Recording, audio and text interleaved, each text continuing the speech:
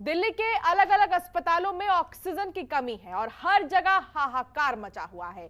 इस बीच दिल्ली के मुख्यमंत्री अरविंद केजरीवाल ने प्रेस कॉन्फ्रेंस कर केंद्र सरकार की ओर से 380 टन की बजाय 480 टन ऑक्सीजन की पूर्ति किए जाने पर धन्यवाद किया है। हालांकि सीएम ने कहा कि हमें कम से कम 700 टन की जरूरत है। तो वहीं दिल्ली के मुख्यमंत्री ने केंद्र से यह भी निश्चित करने के लिए कहा कि केंद्र के कोटे से मिलने वाली ऑक्सीजन हमें किस राज्य से मिलेगी और कौन सी कंपनी देगी, ये भी केंद्र सरकार तय करे, क्योंकि जिन राज्यों से दिल्ली को ऑक्सीजन मिल रही है वहां की राज्य सरकारें कंपनियों को रोक रही हैं। राज्यों से 150 टन ऑक्सीजन की जरूरत है। केंद्र सरकार ने हमारा कोटा कल तक 378 टन तय किया हुआ था। ये कोटा कल शाम को बढ़ा के 480 टन कर दिया है केंद्र सरकार ने। इसके लिए हम केंद्र सरकार के बहुत बहुत आभारी हैं।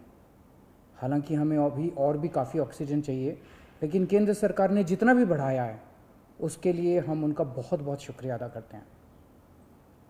अब केंद्र सरकार ये भी तय करती है कि जो आपके कोटे की ऑक्सीजन है वो कौन सी कंपनी देगी। जैसे दिल्ली में तो ऑक्सीजन बनती नहीं है, दिल्ली की सारी ऑक्सीजन दिल्ली के दूसरे राज्यों से, दिल्ली के बाहर के दूसरे राज्यों से आती है। तो केंद्र सरकार तय करती है कि फलाने राज्य की ये कंपनी आपको इतने किलो ऑक्सीजन देगी, फलाने राज्य की ये कंपनी आपको इतने किलो ऑक्सीजन देगी।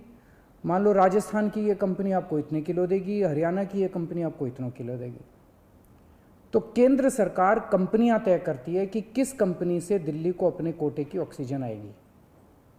अब दूसरी समस्या यहाँ पे आ रही है कि ये जो कंपनियां जिन राज्यों में हैं उनमें से कुछ राज्यों की सरकारों ने उन कंपनियों से जो दिल्ली के कोटे की ऑक्सीजन आनी थी वो भेजनी रोक दी।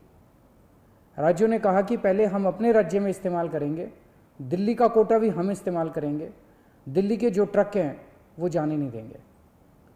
लेकिन मैं केंद्र सरकार का और दिल्ली हाई कोर्ट का शुक्रिया अदा करना चाहता हूँ।